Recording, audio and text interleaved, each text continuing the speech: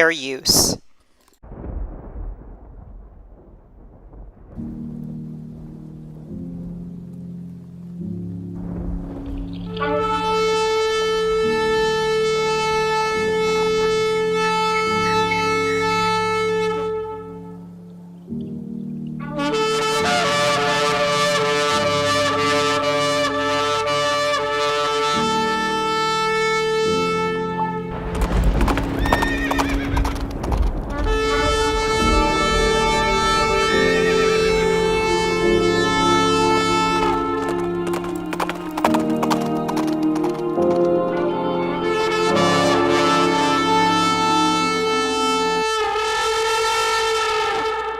O Yahweh, open up you my lips, and let my mouth show forth your praise. Kuma, Yahweh, Wayaputsu o Yaveka, Wayanuso misanecha mipaniacha. Kuma, Yahweh, Wayaputsu o Yaveka, Wayanuso misanecha mipaniacha. Arise up you, O Yahweh. Let your enemies be scattered, and let those that hate thee flee from before thee.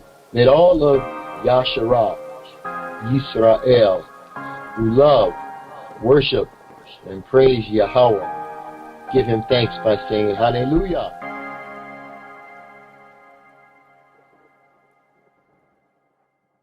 Family, and thank you. Welcome to Into All Truth. I pray that the Ruach HaKodesh will lead you into all truth and show you things to come and transform you by the renewing of your heart, so you may know what is the good, acceptable, and perfect will of Yahuwah in these end times, that knowing that the Spirit of Yahuwah goes before you and guides you and leads you into all truth. The angel of Yahuwah is your power, and Yah is your power.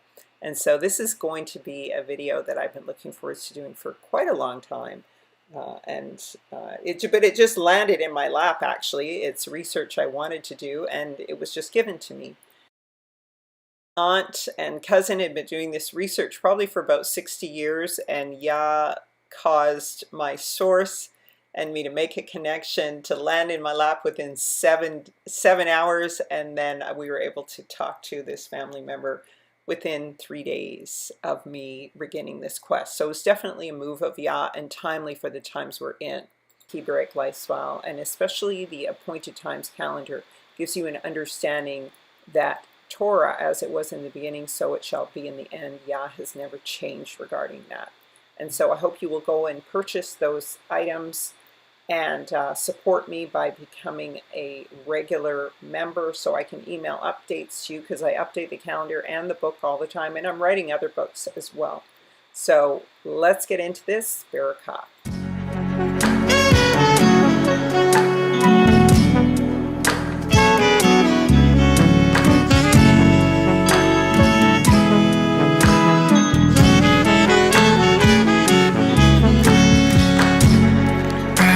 Bags and prepare to leave. The siege is about to begin. For this is what the Most High said suddenly. I will fling out all you who claim this land.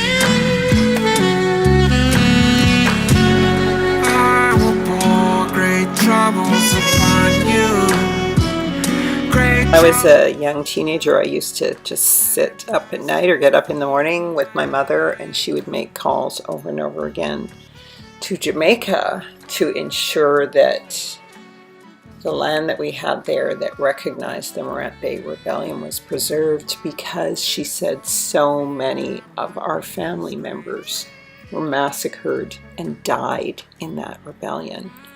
And I kind of never really heard it, but she was just always so concerned over it because of what it represented. And so I'm going to go into the story of this heritage, but one of the things I want to show you so clearly here is that all these wars are connected.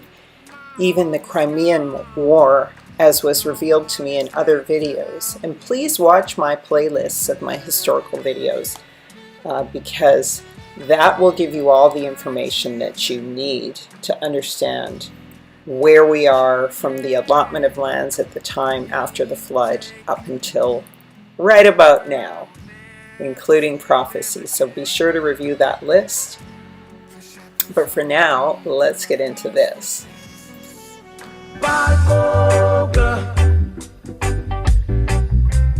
Was a leader of our tribe.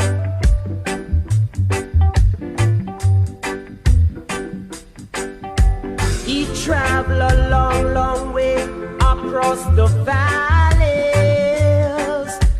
Although the road was rough and so many rivers to cross, he tried to set us free right in the heart of Spanish Town.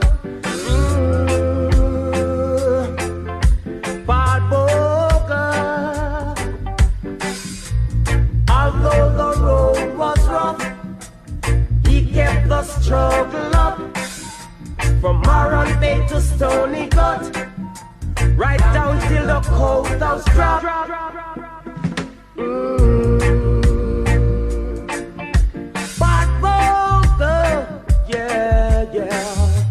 Shalom, everyone. So I'm going to go into the history of Paul Bogle, who was basically a noble, small farmer or landowner, but he was actually really quite a statesman in his own community. And this is an original picture of him. He was a very handsome man, very peaceful, stately, and he had no reason to get involved with public affairs or the affairs of his own people because he was well taken care of. But he was a true leader, and what we're going to learn about him was that he was being positioned to lead the global world wars that I've spoken to you about before, that the Hebrews were actually engaged in at this time. These were the wars to finally end the world of the Hebrews and for the true chattel slavery to begin.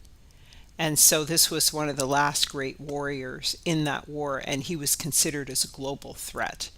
It wasn't just a threat in the small parish of St. Thomas and the Morant Bay area.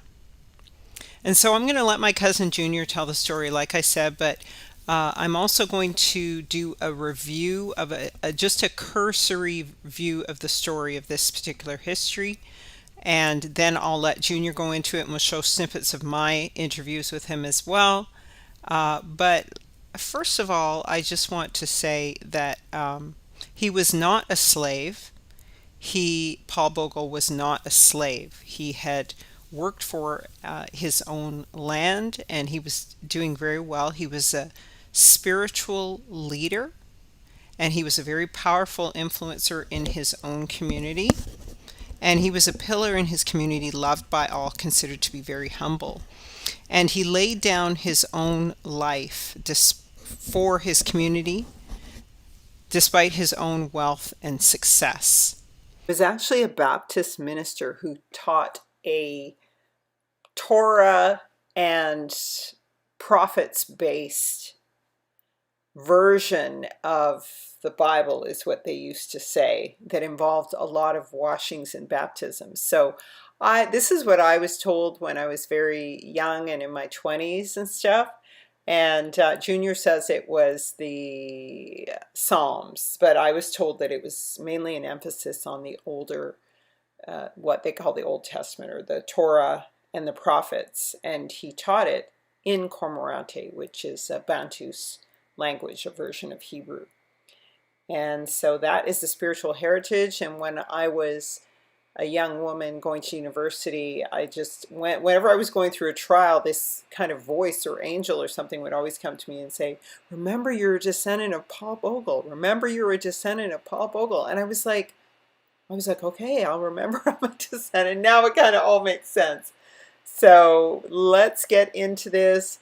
I'm going to, as I said before, we're going to do a cursory review of the history. We'll let this wonderful interviewer Cheryl interview my cousin Junior, and then after that we'll talk about the origins of the photo that you see of him and our family's lineage, and just one of the high points in this story, in this history, and that is the connection to the whole Haitian Revolution. So let's get into it.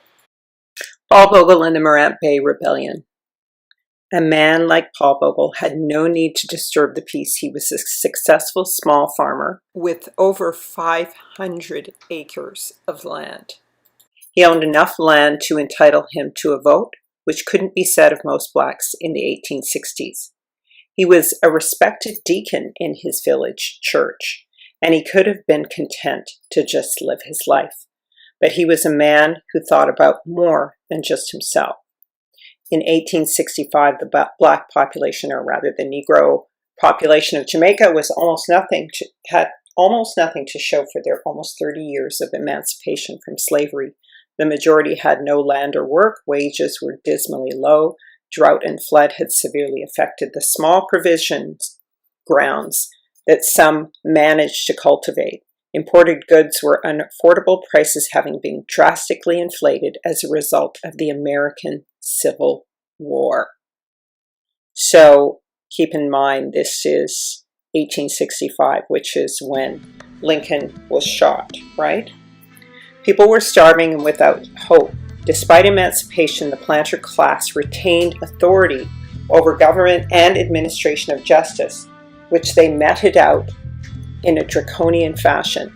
Any incident of trespass, squatting, or minor wrongs resulted in severe punishment or penalties. In the parish of St. Thomas East, Bogle was an ex-slave who had become a successful small farmer and landowner. The ownership of land gave him the right to vote, a right held by only 106 persons in the parish. He was connected both religiously and politically to George William Gordon, a mixed-race Jamaican businessman and a landowner who was a harsh critic of the island's governor and an advocate for the rights of Black Jamaicans, Negro Jamaicans. Gordon established Native Baptist chapels in Kingston and St. Thomas and ordained Paul Bogle as a deacon in the church. Bogle in turn established his own chapel in his village, Stony Gut, in the hills of St. Thomas. The support of Bogle and his group of Native Baptists was pivotal in George William Gordon being elected to represent St. Thomas on the National Assembly.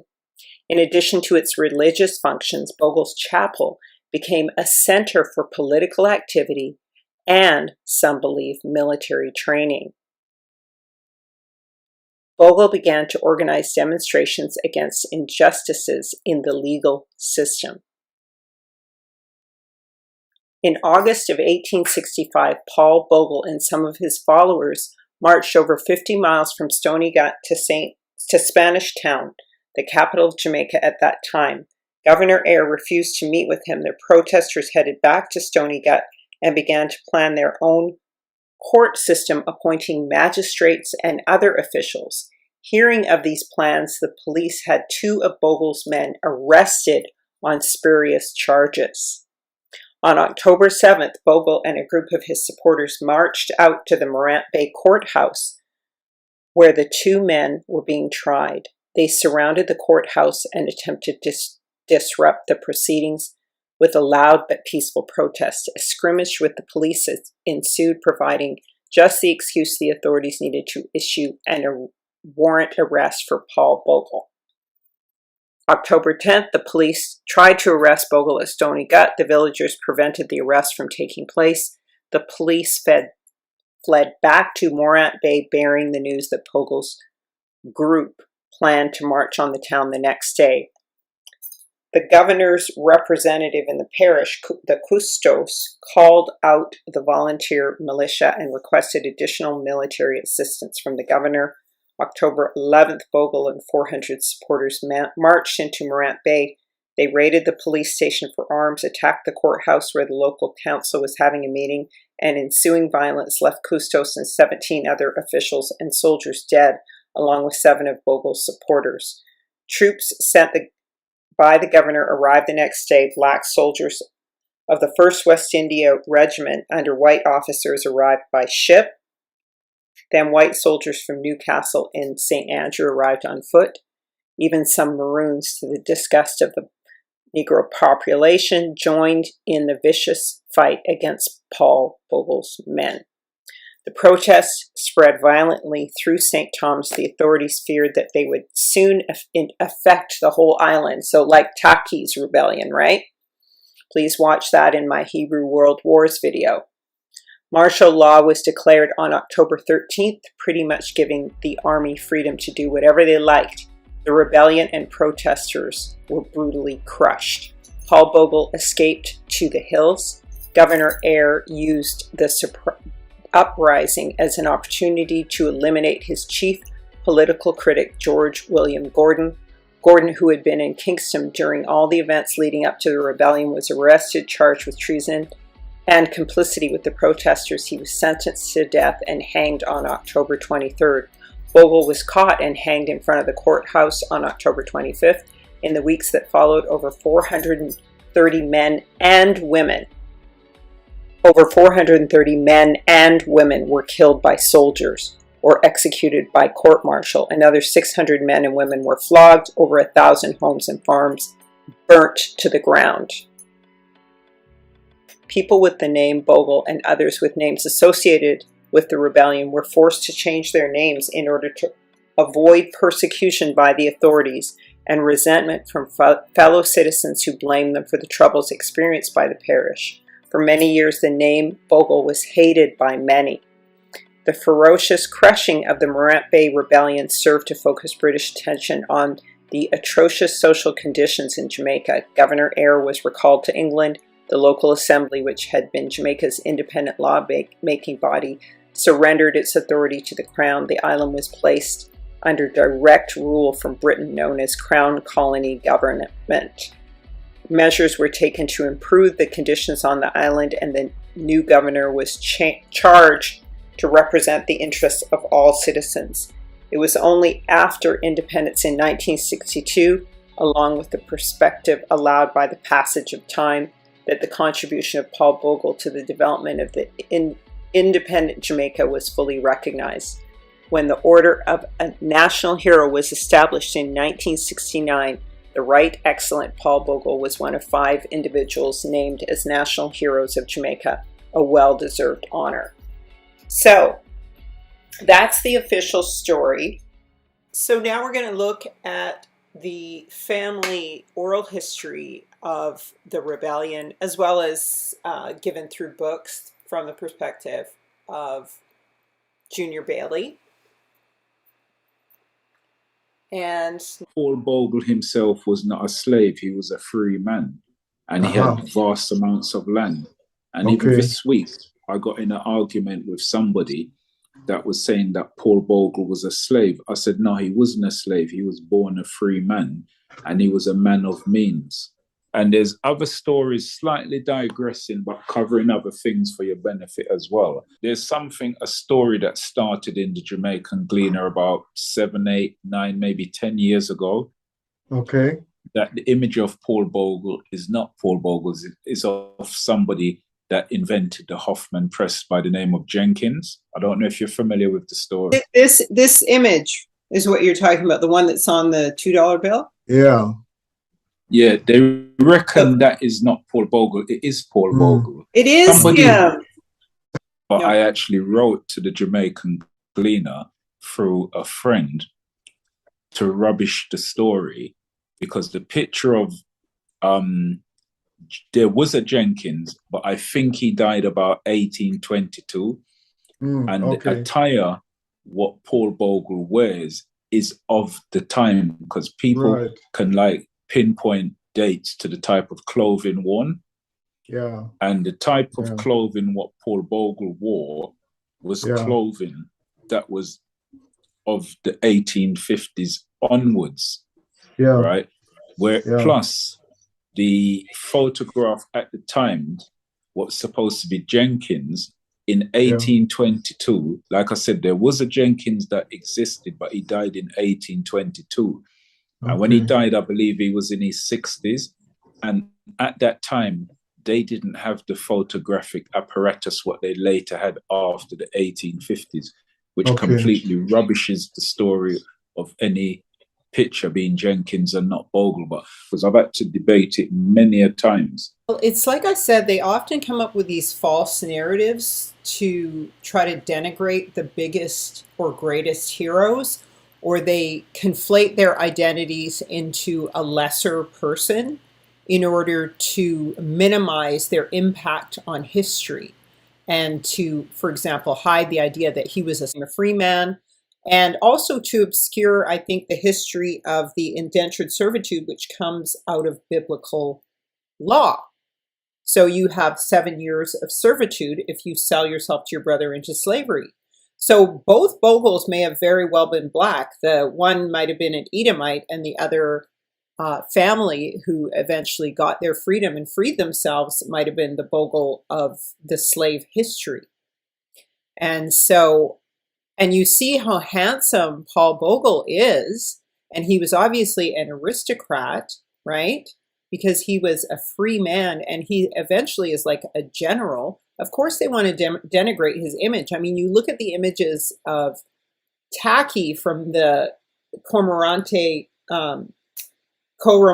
rebellions, who was also, the same stock, and they create these images of him, and they put a little pot belly on him in this image.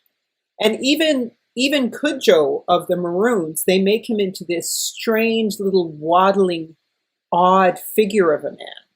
And so this is the kind of stuff they do to denigrate the history of the diaspora and their fights against the colonialist system and the Gentiles and Canaanites. This is supposed to be the one that was done off of Baggins. Correct. That was made by Edna Manley's Manley. wife, who is Right. a Jewess, a Jewish woman. And this is what the image she made. She gave him a giant forehead with an eagle in it. This very weird. And his eyes look all strange. I mean, I saw photos of Baggins. He doesn't look like this. It doesn't really look, it kind of, but it doesn't really look like. I just think it's demonic. And then you look at this, and his skin looks like, this is another version of it. And his skin looks like snake skin, and he looks like an alien. It was, and somebody said to me who told me about it, because I never seen it before, because I'd only seen the one based on the real one. And he said, yeah, everybody in Jamaica said he's castrating himself in this photo. And they said they don't like it. And I was like, what is he talking about? So I looked it up. Something like that, and the upside down cross or something like that. The sword to represent an upside down cross. I heard that later. Yeah, and then the moon, it's got the moon too, the moon. Yeah. I don't remember that. It's like a defaming of the image, and it's so badly done in utter proportion too. Because Bagan is who did show me around and give me the history and showed me where the family members was buried. And I met him the year before he died, because when I went back out to Jamaica, I was told that he died the previous year. Unfortunately, there's a lot of bad-minded people out there what causes confusion, and it's like they're trying to discredit the name and the hero. And it's not, and like you said earlier on about them covering and miswriting and so on and so on, a lot of that takes place. Greetings and welcome to this week's edition of Bias Magazine with Caribbean Gateway. And we're not in the studio this week, we are outside, and I'm here with Junior Bogle, a descendant of Paul Bogle. So we're here to sort of commemorate and talk about that history. Junior, please just tell us a brief history of who you are. Good morning, greetings, Cheryl. I'm Junior Bogle. Part of the Bogle family of St. Thomas in Jamaica, whose heritage goes back and beyond Paul Bogle. We're actually the east side of Jamaica, the Morant Bay family of Bogles, spread out, dispersed. My ancestry goes back beyond Paul Bogle to the African Coromantee tribe, which is also part of who Paul Bogle came from, and who we all know as the Maroons. They were actually all Coromantees, the greater majority of them also. So, unfortunate in the end that the people that captured Paul Bogle, they didn't actually capture him. He gave himself up to them. They were his own kindred, you know, but that's something we'll talk about later down. But I'm actually, like I said, the Hearty's yellow side of the St. Thomas Bogle strain. And my father came here in the 50s, as many Jamaicans did. And I was actually born here in London, northwest London, you know. Okay. So Coromantes, where are they from in Africa? That's the Gold Coast of Africa, which is known as Ghana. Growing up, my father always told us that we were from Africa and that we were from the people of the Gold Coast. But years ago, through further research, I actually managed to dig down and actually establish the tribe within the Gold Coast of Africa, who we actually came from. And like I said, that's the Coromantes. They were like military people of precision, timing, and expertise in military, you know, warfare, but very disciplined people. So Paul Bogle within him had that bloodline. Okay. You know? So let's talk about Paul Bogle then. So he lived when? He lived during the period of the 20s up until the unfortunate time of the uprising, which he led and was subsequently hanged on he gave himself up a few weeks after the rebellion, which he started on the 11th of October 1865, after various communications, letters, what he actually wrote to Queen Victoria. There was various disgruntlements taking place, like poverty, healthcare, land reforms that weren't really in people's favor. After the abolition of slavery, people were given grants and the options to buy land, and a lot of the people that actually bought land transpired that the paper what they had for the land weren't worth the paper it was written on, so they were duped into buying things that was worthless. Right. And the social conditions, the poverty, working hours upon end, in more often than in many cases not actually being paid for the work what they were being done, and just being treated very badly. In fact, like I said, no different to what we know today of how people in South Africa were treated. So to make a parallel, or to draw a parallel of what was happening, if you think back to the times of what Mandela led his people and subsequently ended up in jail, there was no real difference to what was going on in other parts of the Western globe, be it Jamaica, Morant Bay, 150 years ago, or the present moment in time. Okay. We've come a long way, but we've still got a long way to go. A long way to go. Yeah, so I'm trying to understand the context as well of the time. So we've got 1865. Correct. 11th of October is when the rebellion was started. Correct. And this is, what, nearly 30 years after emancipation. Correct. So this is a long time of sort of things being quite unfair. Actually 60 years, because emancipation was 1807, but the abolition of slavery took a further revolt by Brother Sam Sharp for the powers to be to actually acknowledge what was happening, and they couldn't continue what they were doing. Paul Bogle, one of our family members, going back to 1865 in Jamaica, took it upon himself with the support of his family and friends of St. Thomas in Jamaica, which is actually the east side of Jamaica. Jamaica was so nice, most place was named twice. Right, but now there's only known St. Thomas in the east, which is now just St. Thomas. But after numerous petitions against the impoverished conditions of the people in Jamaica and social injustice and living conditions, Paul Bogle wrote to the Governor General Erie petitioning the plight of his people, as well as writing letters to Queen Victoria and receiving replies which was really one of disrespect. Yes, so how much of the paperwork, these letters to Queen Victoria and different letters of court case, the court and events and so on, have you seen or had reference to kind of understand what was really going on the ground at the time? Have you had a look at any of the newspapers and so on? This was like family oral history handed down to me. And then many years ago, in my formative youth, I've actually had a copy of one of the letters, what he actually wrote, but unfortunately with the passage of time that was misplaced amongst many documentation. Which is a bit of a shame. Unfortunately. Yeah, but still, at least you've had that oral history. We're talking about some 40 odd years ago. Yeah. Well, and the paper's surviving all that time as well. Okay, so I want to understand a bit more about the rebellion itself.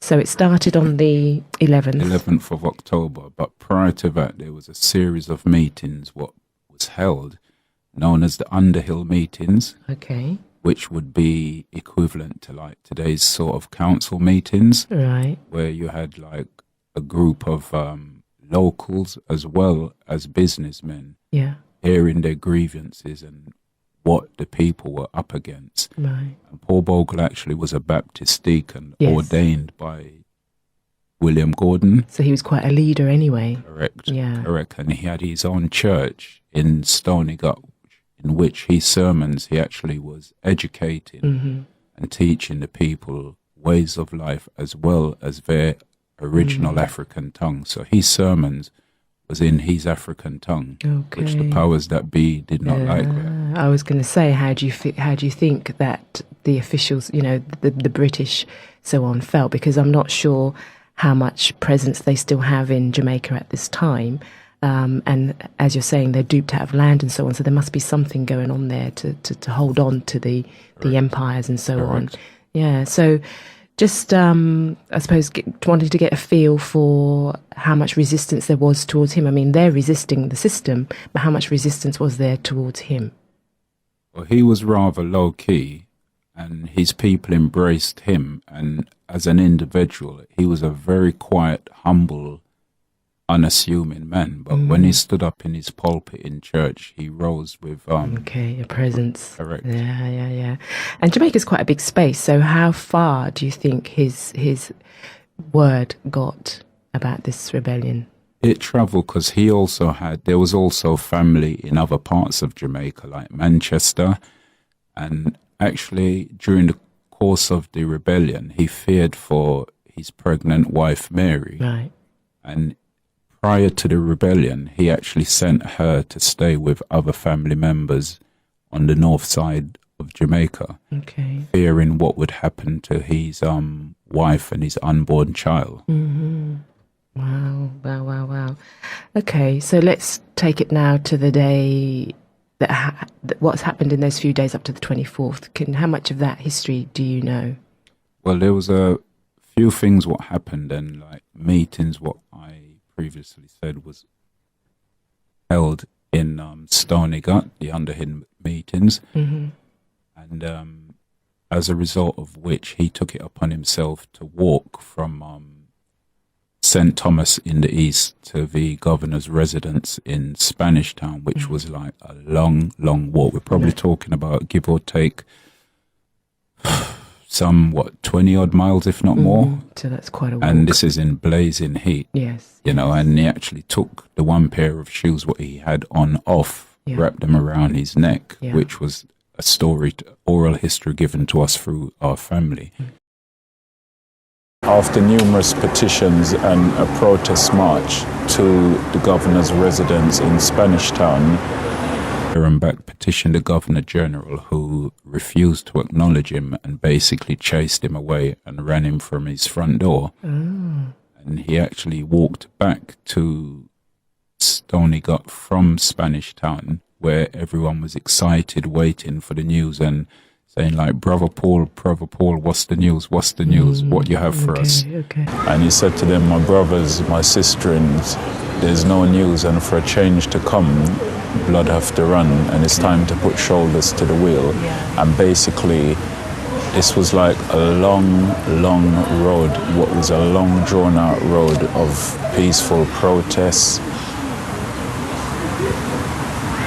petitions, meetings after meetings after meetings, which amounted to no avail. So the only way he felt a change was going to come was via an uprising, a rebellion against the order of the day. So what had happened, there was also a court case going on at the time in St. Thomas, Morant Bay. And when they went back to the courthouse to free the person that was on trial, gunshot was opened on them, and it was decided that, you know, no more is going to be stood for. And also armed, they threw bricks, drew their own cutlasses, and 1 and 2 of them actually had munition, what they had taken from the powers that be, and armed themselves and retaliated against years and years and years, in fact decades and hundreds of years of oppression, which just was continually going on. So despite the fact that there was the 1807 emancipation, and after which there was a further revolt by Sam Sharp, and then after that the final uprising of Sam Sharp, which brought about the end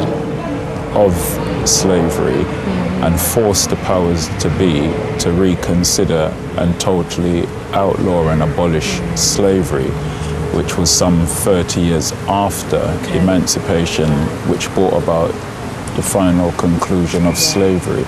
But 30 odd years later after that, going on another 30 years after that, brought us up to the time of 1865, where if you can comprehend the racism, the mindset of the Caucasian and Western world powers that be against our people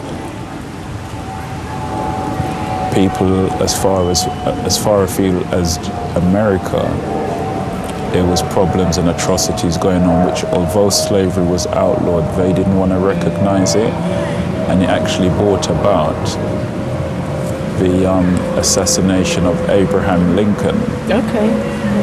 And after which time, within a few months of that, I believe that was in April of that year, 1865, and then months after that, which drew the conclusion of the American Civil War, because we had the North-South divide. These are all connected in history. And this is months later,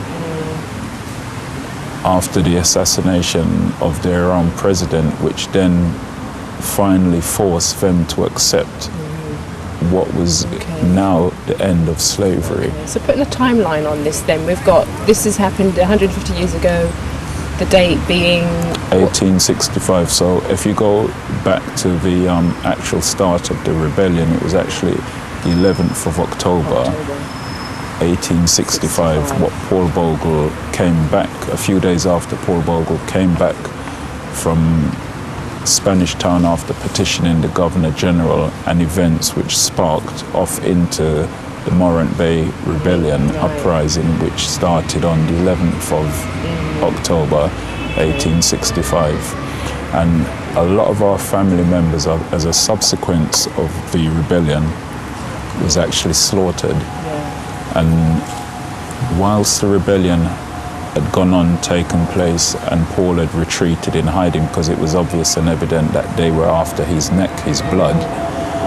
So in hiding, what then happened is that they started to round up members, younger members of the Bogle families, and were just slaughtering them until he gave himself up. A lot of life was lost. You know, so irrespective of what you read in history, there's a lot of things that took place and happened what you don't read and will not read about in history. So sharing this with you now is part of our oral history, family history, what I'm sharing with you, you know, and it's sad. So how did you get this history? This was taught to me by my father. Growing up, many of us had many homes you went to had a picture of Jesus Christ on the wall and so on and so forth, but in our household we didn't have none of that. On the wall in our front room took pride of place the picture of Paul Bogle. So growing up, we knew who we were, you know, and then as I got older, like 12, 13 years old, started to ask my father more and more about our family history, which it was amazing the history what my father held and retained and shared with me. So within each family, you'll find a member, one specific member that will have the oral history of their family, and that has been bestowed upon me, which I'm carrying, and I've enlightened our family to many things they didn't know, and even shared other things when I visited Jamaica many years ago and met and spent time with the great-grandson of Paul Bogle, a cousin named Philip Bogle, affectionately known as Bagan. And it was Philip who the statue in St. Thomas was cast off by Edna Manley, who commissioned the statue to mark the centenary of his death in 1965. So the leading up to the 11th of October now, what was going to happen on, what happened on that day? As I said, there was a series of meetings, and some very prominent individuals within this group that for the membership, including a Haitian general that Paul Bogle sent out to map Jamaica, ordnance survey which he drafted up of Jamaica, and it was going to be, or it was planned to be, the most organized, orchestrated uprising Jamaica had ever seen. And unfortunately, and this is a problem that stands today, that whenever there's a plan, someone spills the bean or leaks what is going to actually happen, and the plan was actually leaked out to the Governor General. So they were actually ended up being aware of what was going to happen before it actually happened, but didn't really think it was going to be as significant as what it was. So Paul actually had meetings with a group of people known as the Maroons, and they agreed to side with him and join him in the uprising. What happened on that day? What's the build-up, and what actually happened on that day? After he had returned from the Governor General's residence and came back,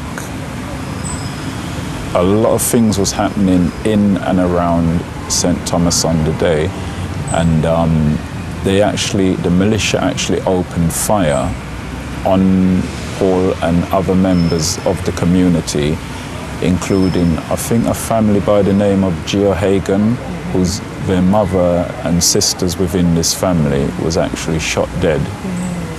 And if you can imagine the pandemonium and then the retaliation of this taking place, sparked off in the courthouse, ended up being burnt down. The Custos, he was killed along with many of his merry men. And in fact, half of St. Thomas was burnt to the ground, including the courthouse.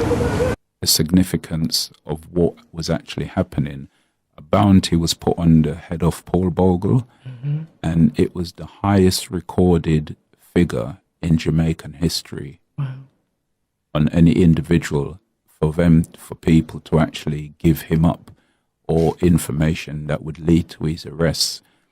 But what was actually happening as well, which you won't read or find in history books, is during this time when they were trying to capture and couldn't find Paul Bogle, weeks after the rebellion, a lot of our family members were paying the price of this, which you wouldn't read in history books, and what I'm sharing with you now, that a lot of our family members, the youth, was actually rounded up, captured, and were being slaughtered as a result of the uprising, and they were doing that as punishment to our family until to make them give him up. And the family we weren't going to give him up. They really wanted him. Correct. Why do you think that is? They wanted to also set an example, and it's similar that happened in Haiti with, for argument's sake, Toussaint Louverture, and again, a treaty was signed, or he thought they were going to sign a treaty, but they actually captured him when he went to sign the treaty and imprisoned him where I believe he died. So and Haiti has intentionally been suppressed as a result of that to date.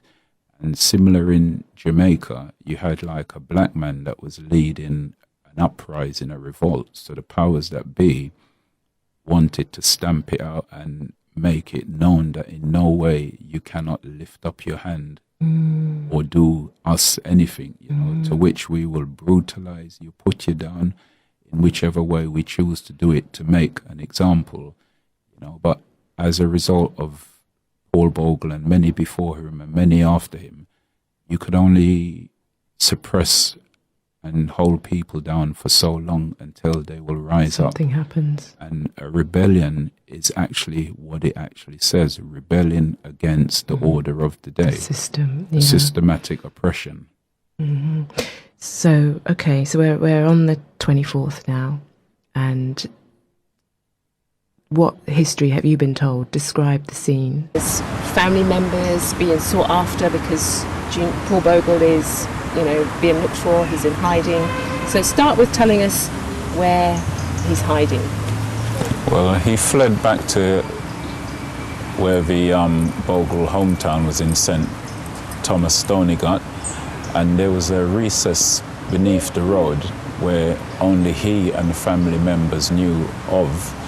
So when he was in hiding, and on one particular day when the Maroons who were sent to capture him was plotting and planning how to flush out the family and how to hopefully find him as far as they were concerned, Paul actually heard all what was being planned and was actually one step of them, and actually more than one step of them, and they could never catch him, and they would never know how to catch him because he knew more than what they knew and the planning that was taking place to find him.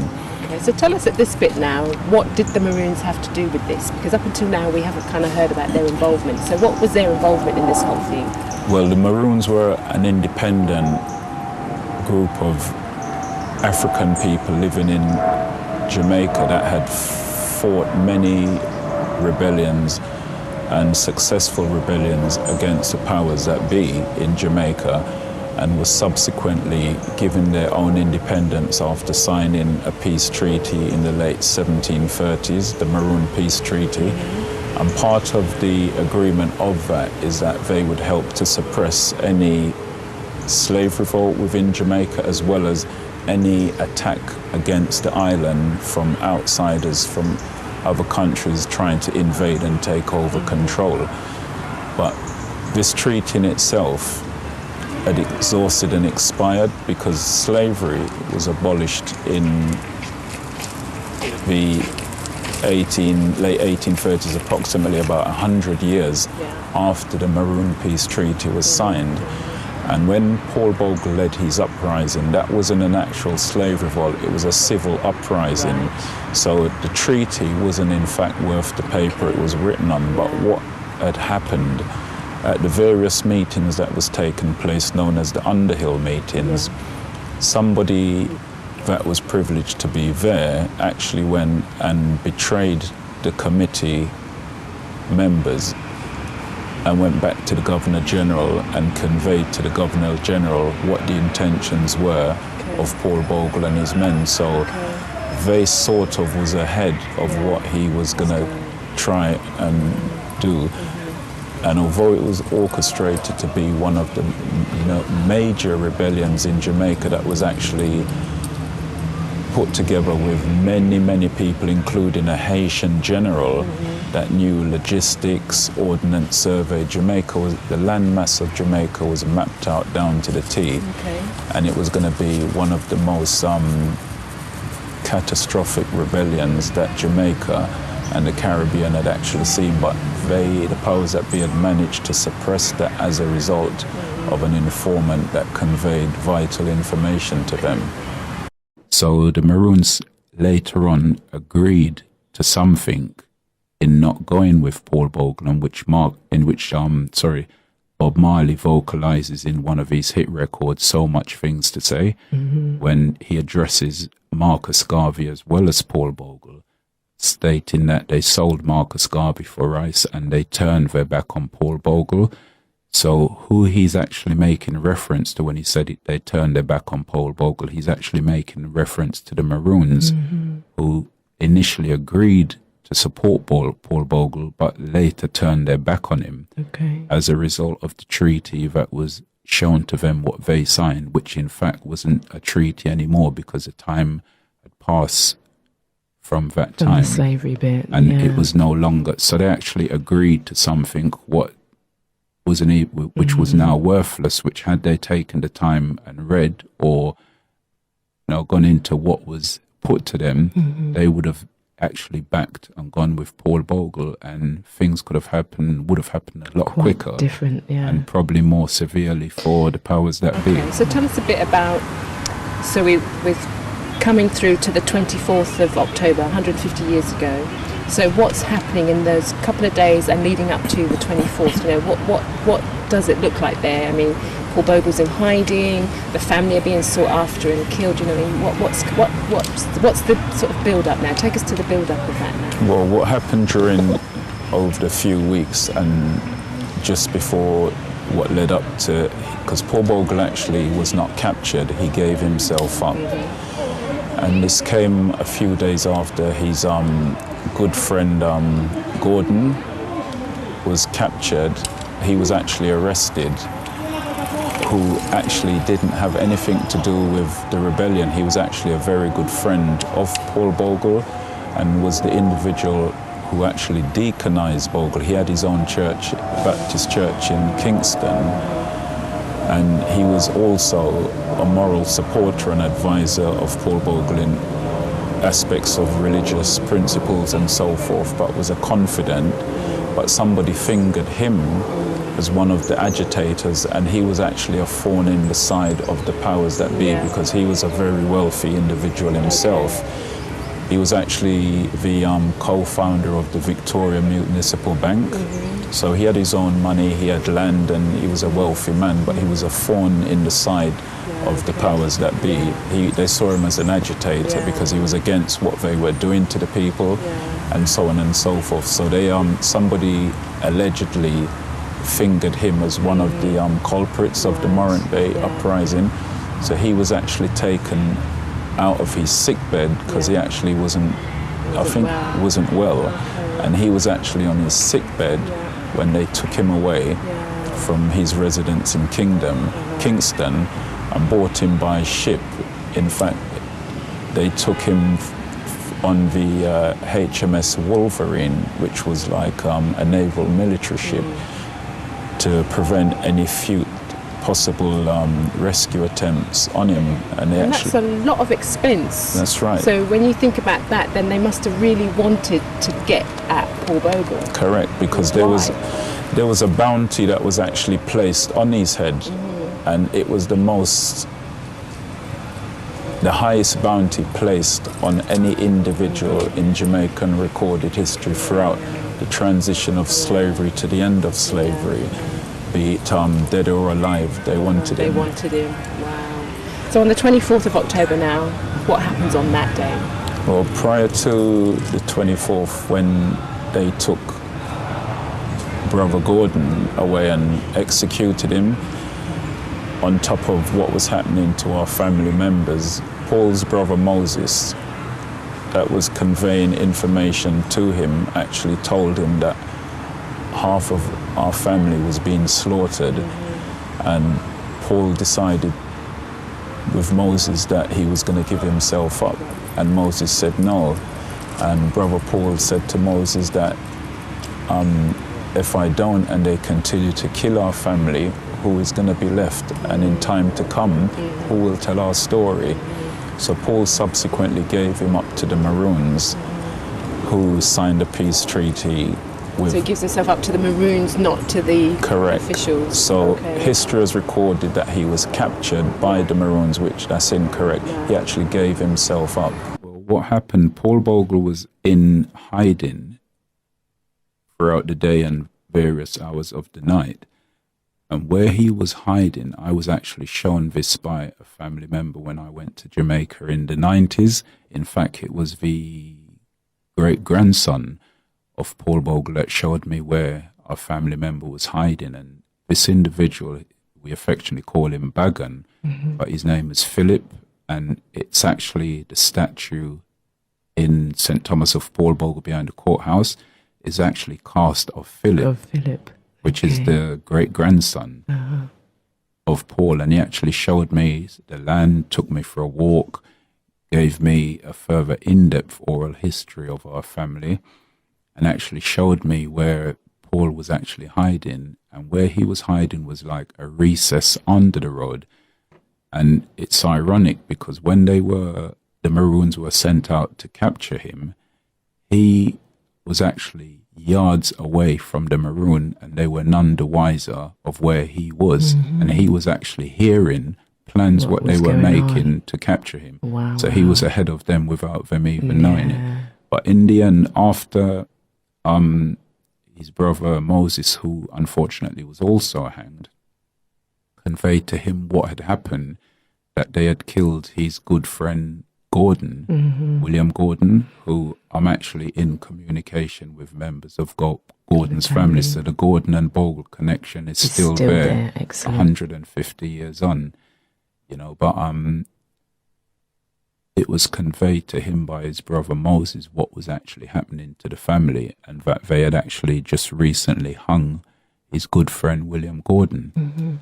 And if you can imagine how disheartened he was, because Gordon meant a lot to him. Gordon was actually and they took him and attempted to literally kill him, right? And chopped out the entire half of one side of his shoulder and tied him up like a hog on a stake and took him down to Morant Bay. Courthouse. Correct, to hand him over to the powers that be. And when he arrived in Morant Bay, he was already half dead. So he actually was captured he gave himself up, like I said, tried, convicted, and sentenced to be hung. All right there. Right there. You know, which in the British judiciary system to date states that you have to be fit to face your trial and punishment. And even in America, if you're not fit or you've got any sickness, you ain't going to be executed. But they already had planned what they were going to do with him. And he was a serious headache for the British powers that be.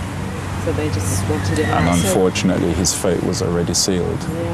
So as we remember him now on the 25th, and we kind 24th. of think 24th, sorry, and we think of the legacy of Paul Bogle, what do you want people to remember about him? What he stood for, and as a result of what he laid his life down for, the liberty of many people, is as we enjoy it today. Before him you had people like Sam Sharp.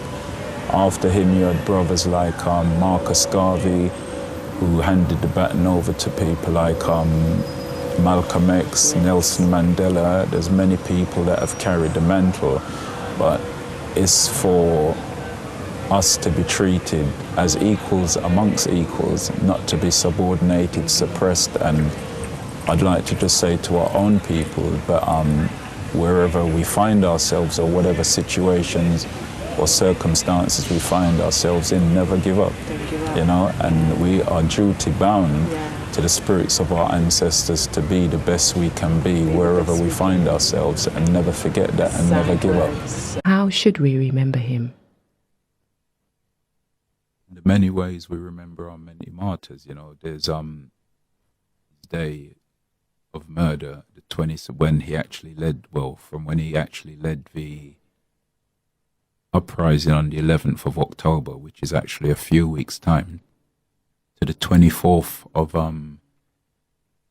October, when he was actually hung and killed. You know, it'd be nice to burn a candle for him, and not just him, for the many others that stood up beside him and gave their lives and were prepared to give their lives and actually died alongside him and before him.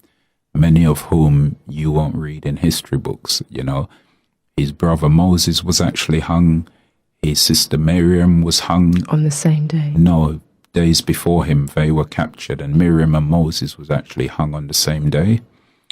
And his wife's Mary had a son prior to her involvement with Paul, and that son saw Paul as more of a father figure than his own father. In fact, Paul had adopted him as his own son, and that son was happy to stand beside Paul side by side, and Mary's son was also hanged. Many of these things you don't read about, you won't hear about, but this is part of our family history, what I'm sharing with you. And growing up, I always sort of kept this quiet to myself, and we kept it within our family. But you think to yourself, you know what, history is to be shared. You know, I may know a lot of things more than you, but it's not for me to feel superior to you, because when my time is gone, all what I have may end up going in the ground and be buried with me. Yeah, you know? So when you share the knowledge, you're keeping these things alive. That oral history has to continue. You've got, you know, you were told the story, and Correct. I guess the thing is to pass that on now. And in time to come, one of us, our one light, may light many candles in time to come. You know. Absolutely, absolutely. So the legacy now of Paul Bogle, you know, people kind of hear the Morant Bay Rebellion, Paul Bogle, and so on. And as you said, Bob Marley, it's kind of mentioned him in his lyrics in a song. Correct. Yeah. Where else do you find that he sort of pops up in modern speaking now?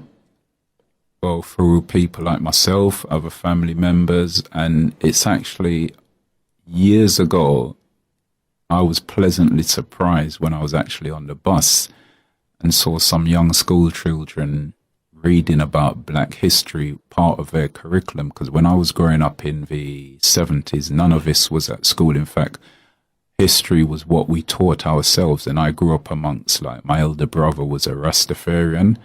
So my influence and teaching and Black history came from that, to which I further went into and dug deeper and became, as many regard me as a Black historian. Okay. And this is coming from our own teachings, not what was taught to us at the time. So to see schools now giving more to our own children in terms of our history, but we still have to teach our own history to our own, because sometimes history is not correctly taught. You know, history is his story, and through, you know, how they want to convey that is not necessarily how it should actually be, or how it went.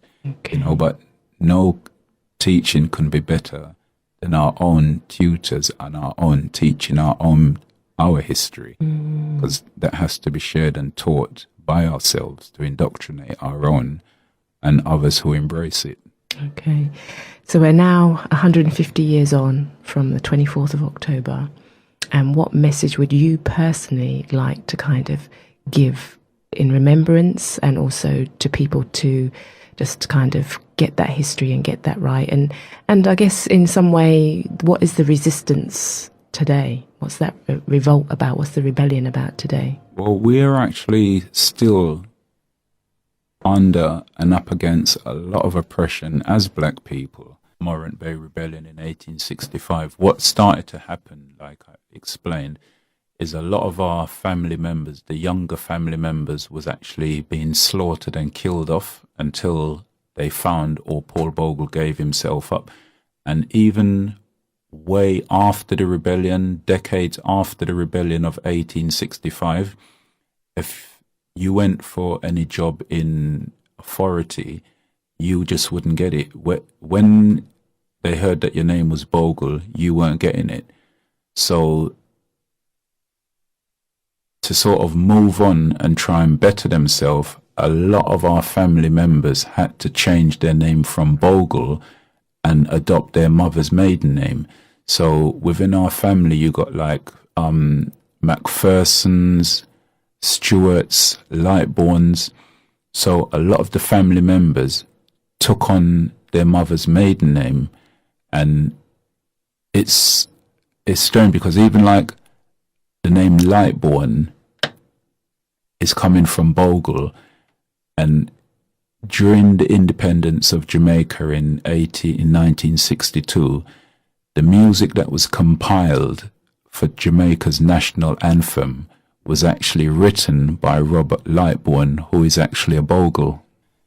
You know, but it's also to recognize who we are, not who we are told we are, and to search ourselves, because many of us, unfortunately, have no record or date of who we are, where we come from, our lineage.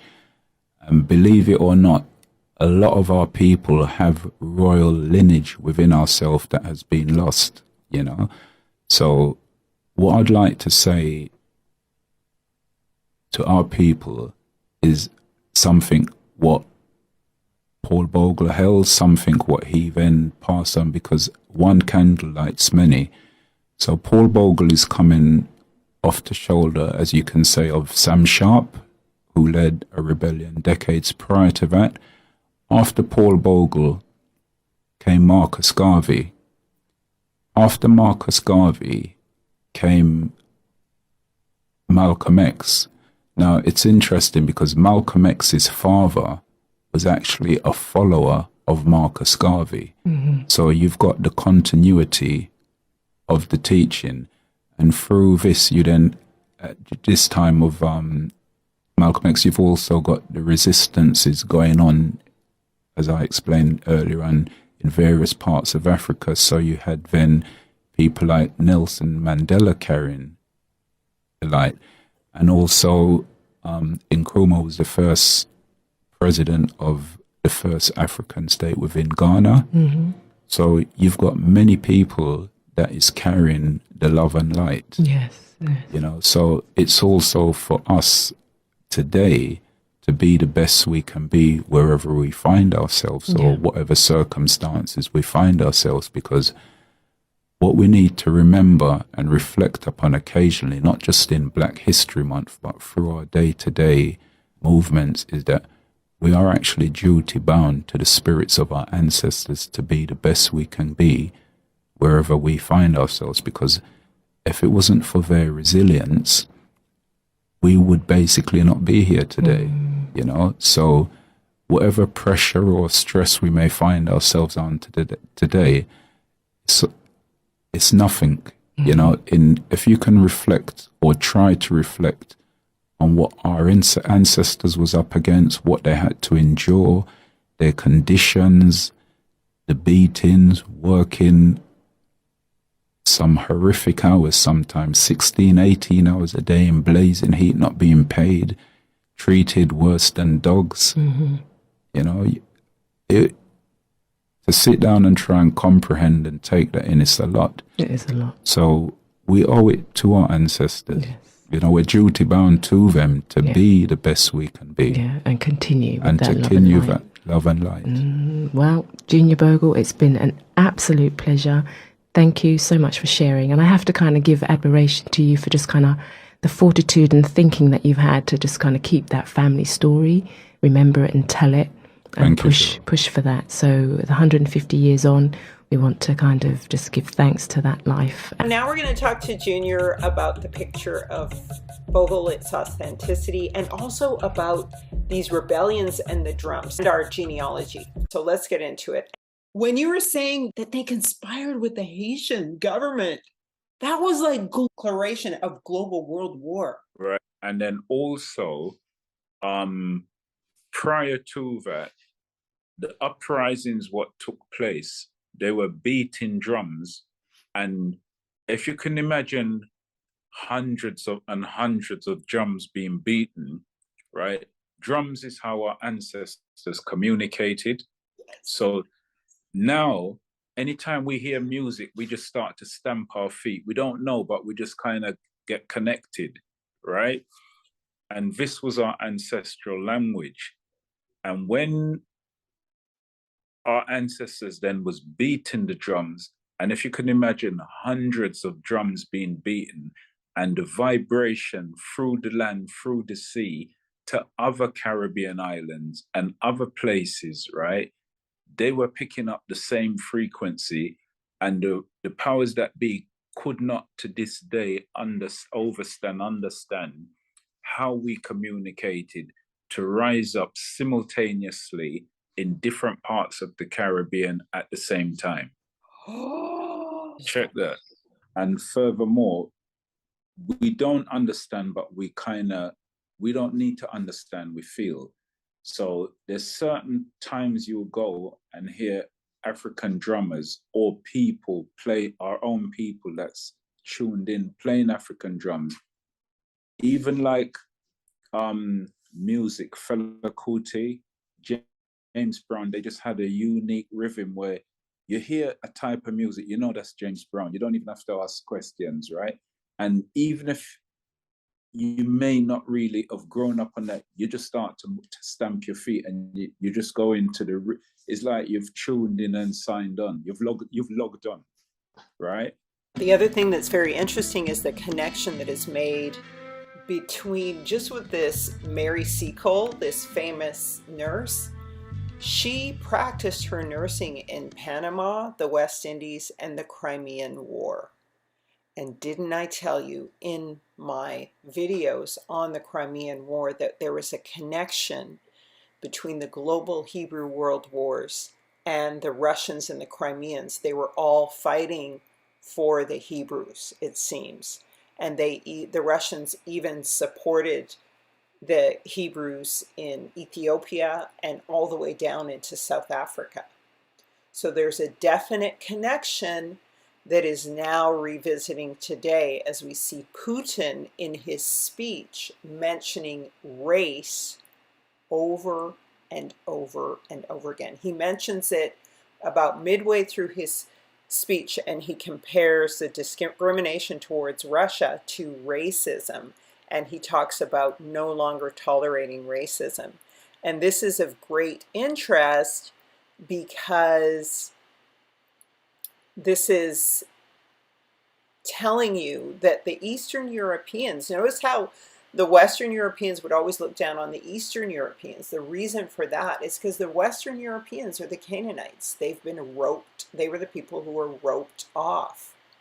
The Eastern Europeans are Gentiles. They're Japheth. Now, that's not 100% across the board, because you can just look at the people, and a lot of them, you can see the Ukrainians and obviously the Ashkenazis and everything are Canaanites and Horites, etc. But the truth is that that is truly the land of Japheth, Eastern Europe. And the Canaanites do separate themselves into Western Europe. And they're clearly dominating the Hebrew Empire by dominating Western Europe. And so have a look again at this gravestone, and it just clearly demonstrates to you that the Israelites, this famous nurse, was fighting wars all the way from Panama to the West Indies, all the way to Crimea as a unified body. And so I'm going to do another piece on this stuff. This is those histories, but the Hebrew, more on the Hebrew World Wars. But this is definitely a connection that has to be made and has to be understood. And I'm so grateful to my ancestors who died in this battle and who sought to overcome the enemy that was in the British and the other nations, who took Israel captive, Israel the elect, to the four corners of the earth. So this is why so this article, so Putin's speech actually says this is why the choice of people in the Crimea, Stavropol, etc., causes wild anger in them. The West has no moral right to elevate it, even to stutter about the freedom of democracy. No, and never was. Western elites deny not only the national sovereignty and international law, their hegemony has a pronounced character of totalitarianism, despotism, and apartheid. See, there it is.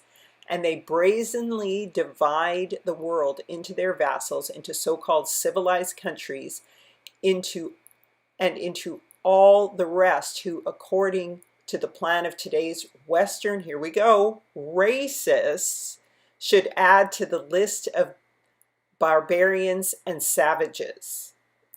false labels, rogue country, authoritarian regime, so this is what they're calling Russia, are already ready. They stigmatize entire peoples and states, and there is nothing new in this. There is nothing new in this. The Western elites are what they were and have remained so. Colonialists, in other words, parasites. They colonize other people's things, bodies, nations. They discriminate. So we've got apartheid, we've got racism, we've got discrimination here.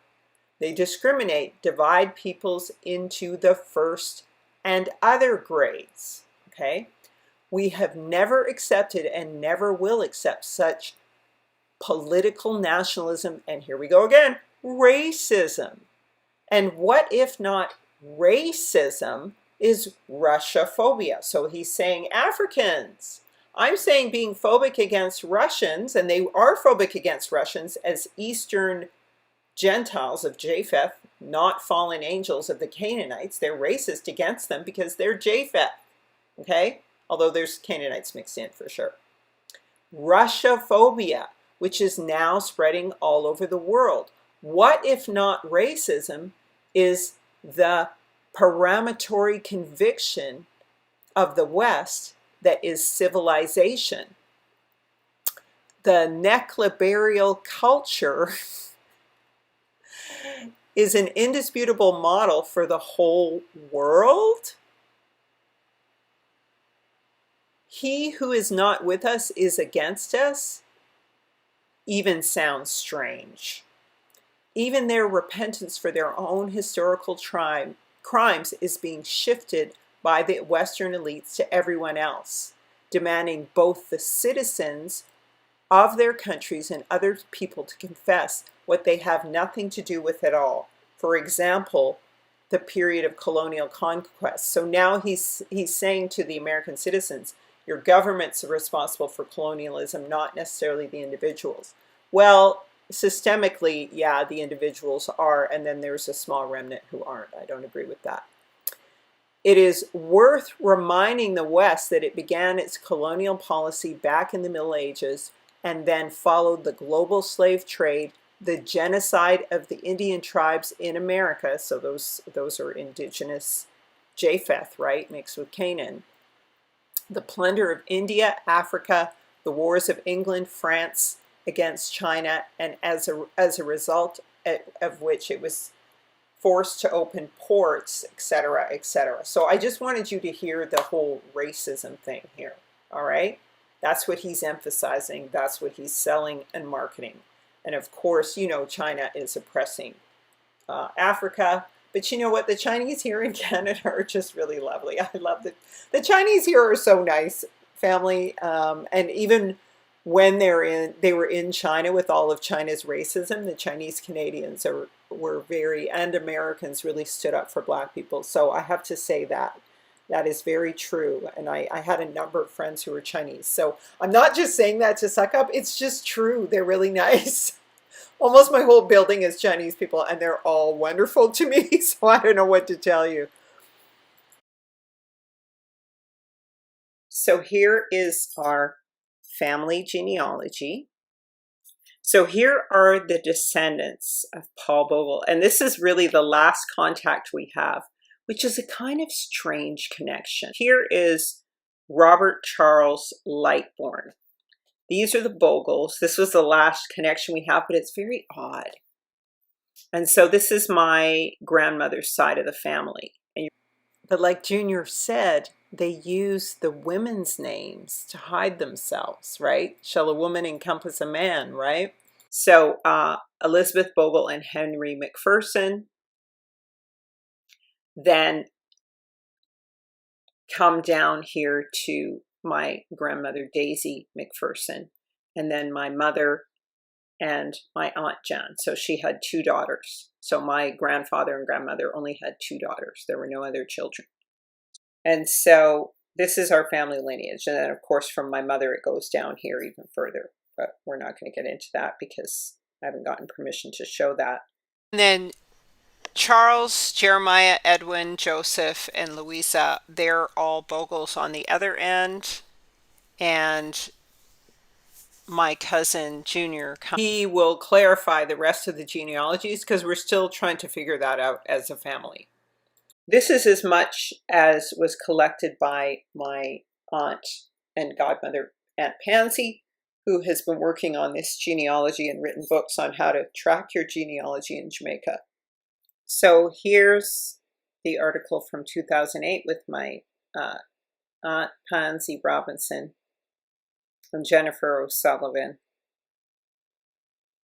And they're discussing how to research your family records in Jamaica and find your family roots. So this is what my Aunt Pansy was working on for years, okay, to find our way back to the family genealogy. Well, let me go back a little further for you, John, because I don't know if you've been able to go beyond this. Well, if you just slide left, slide to what I have at the top of my tree is Andrew Bogle. Correct. And yeah, Charles Bogle, his father was Andrew Bogle, but correct. I think there are several Andrew Bogles, correct. And I don't know which one it is. But their father was Andrew Bogle, and I've got his wife's name written down somewhere, and that came to me by chance. But Andrew's father, his name also was Andrew, and the first of our line was sold. He was born in 1785.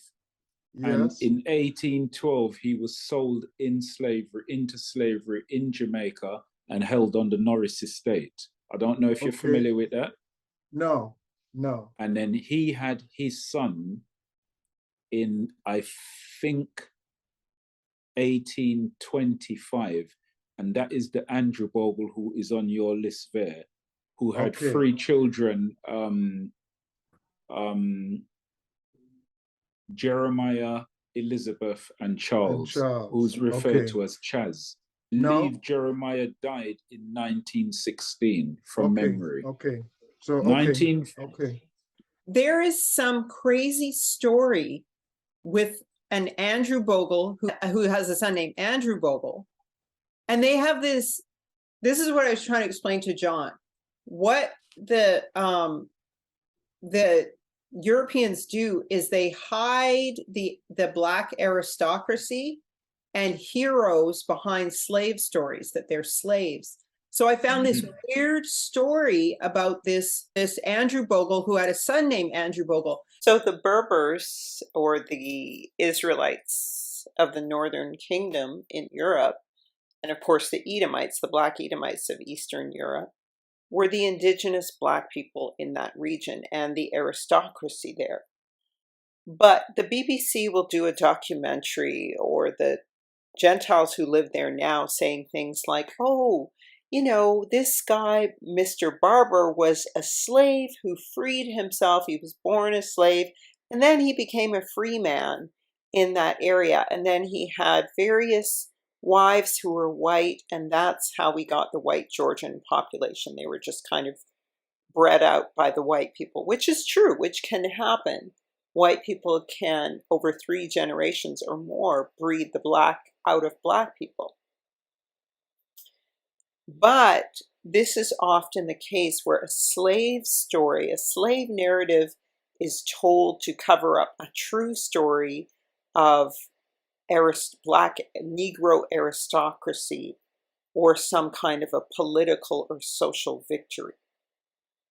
Remember, the scripture says that neither the scepter nor a lawgiver will depart from between the feet of Judah. So there will always be a successful descendant of Israel who is Black, who is a king and a priest or a lawgiver. And so why do I give you this example? Well, because there's supposed to be an Andrew Bogle who, I think, I'm not sure whether it's erroneous or not, but is listed in my family genealogy. Lightbourne had said that he was a direct descendant of Bogle. We didn't know what to do with the history at this point. And so, interestingly enough, there's this whole narrative about a man named Andrew Bogle that crops up around a particular time. Now, I want you to look at this photo to see when this photo was taken in England. And this man, Andrew Bogle, traveled all over England, and he even traveled to Australia. And his descendants are supposed to remain in Jamaica, yet the last place where he was seen was Britain. So it's a rather curious story that I believe may be another cover story, because you see this man, he's well clothed, he's well dressed, and there are clear photographs of him by a professional photographer. But yet he is categorized as a slave, and his whole identity is defined in relation to some scandal tied to a plantation owner. So it just seems, I mean, they go into detail into his whole genealogy. Okay, his wives he married, children he had, divorces, who he had here. They go into this whole kind of spurious genealogy. The story is not, they barely go into the story about the scandal of the actual plantation owner that he worked with and the estate that was in dispute. They go into this rigorous genealogy of this servant who stood behind somebody who was falsely, a white person who was falsely claiming an inheritance of a plantation. And this Bogle man was supposed to be the, I guess you could say, representative who would stand up to identify this young man as the inheritor. And he was never jailed or anything, although the man was put in jail. So it's just a very odd story. And you have to wonder why so much attention was paid to this man and why there would be wood carvings. So these are wood etchings and numerous photographs of this particular man who was just a Negro slave. And we come back to this clearly Black aristocrat from Georgia. And we know the Ivanovs were Black in those regions, the royalty. But yet he was a slave. And so I'm thinking that this might be another situation, another whitewash cover-up, because his genealogy is so emphasized and because of the number of photos of him that exist, and even a woodcut, which is quite expensive. And it seems that he's moving around and traveling around in the mid-1800s, okay? What Europeans do is they hide the Black aristocracy and heroes behind slave stories, that they're slaves. I'm aware of the story. Because I think Andrew Bogle, he's in the book by an author named J.A. Rogers. I don't know if you're familiar with that author, Nature Knows No Color Line. Yes. What is the connection, as you know, between either one of those Andrew Bogles to Paul Bogle? Well, my father said they were cousins, but he didn't know. At the time, he didn't know of Andrew Bogle. That was his father's father. No. His father's grandfather was Andrew Bogle, but he didn't know that. He only knew from Jeremiah, Charles, and Elizabeth. But after my father died, I managed to go back 2 generations to Andrew Bogle and Andrew's father, who also was Andrew Bogle. And it was him in 1812 that was sold into slavery from the Gold Coast. And it was him But you haven't established the connection to Paul Bogle. All he said was that they were cousins. Okay. So I need to find out Andrew's siblings and his father's siblings. Yeah. But they were held on the Norris estate. The first Andrew that was enslaved was held on the Norris estate. Yeah. And then the Bogles were moved around the east side of Jamaica, as you know, is St. Thomas. Yeah. And then what also happened, what I didn't know until I found out in documents, the main two planters, slave owners, was Archibald Bogle and his attorney by the name of Rennie Strachan. I don't know if you're familiar with those names. No. Well, Archibald Bogle was the main enslaver of Bogles, and then his son, I can't remember his son, but his son then took it over. And then they're who I believe to be their attorney. I can't remember his first name, but his surname was a double barrel Rennie Strachan. And he also, and then they shared the slave plantations. And then you had some of our family that was moved up to Cedar Valley, Trinityville, and I'm going off the top of my head from memory what my father. And then you had other families out as far as Bath and down in Morant Bay and Spring Garden. And then you also had Bogles that were taken away to Grenada. Now, I've never come across a Bogle or a Grenadian that's a Bogle, but I actually found documentary proof of that. And then after the abolition of slavery, a lot of the Bogle, because they were brought backwards and forwards between Jamaica and Grenada to work plantations. But Jeremiah was the oldest. I believe Charles came next, and then Elizabeth. And their lineage going out to Macpherson, Lightbourne, and Bailey, and so we will be finalizing the genealogy because it's written down. So we're just working on it together. So it was just really exciting, and I'm so grateful for my cousin Junior for just, meeting up with us and talking to us about that stuff. And he's not a Hebrew, but man, he took it on pretty easily. And this was his experience with Christianity, which is kind of interesting to me because it's very clear that he just knows who he is. And I just pray he continues on the path. And he was very receptive to a lot of what I'm teaching. So I'm grateful for that. But, we'll see what happens. So I ask you to pray for him. But yeah, these were his thoughts on the Bible when he was young. The story of the Bible, as my sister would say, the corners don't meet, right?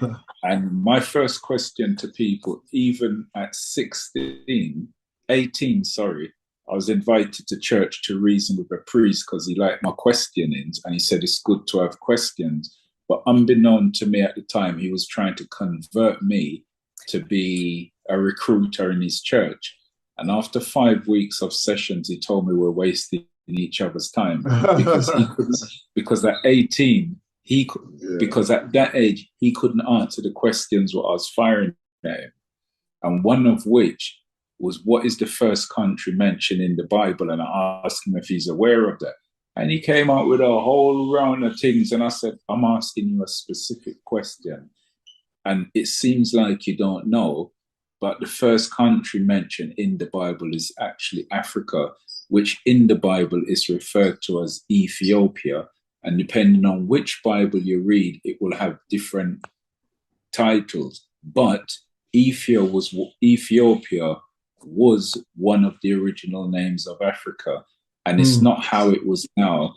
Ethiopia is just now a segment of what it previously was, because it covered.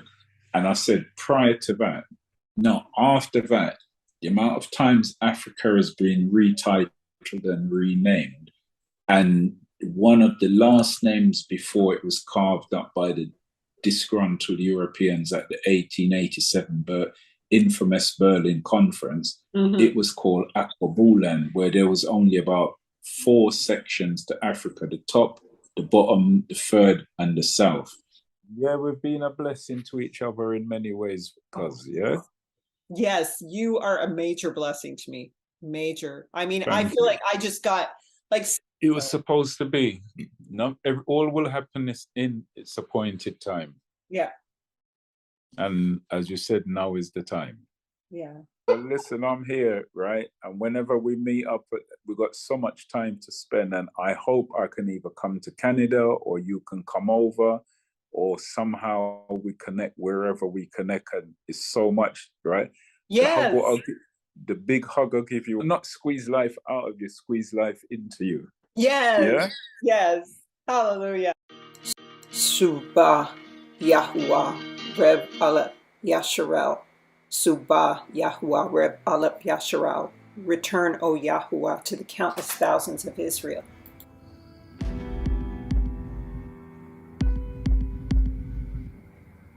Thank you everyone for your donations and support. It means a lot. And subscribe or simply become a member into alltruth.net to get updates on videos. Subah Yahuwah Reb Aleph Yahsharel. Subah Yahuwah Reb Aleph Yahsharel. Return, O Yahuwah, to the countless thousands of Israel. And let those that hate thee flee from before thee.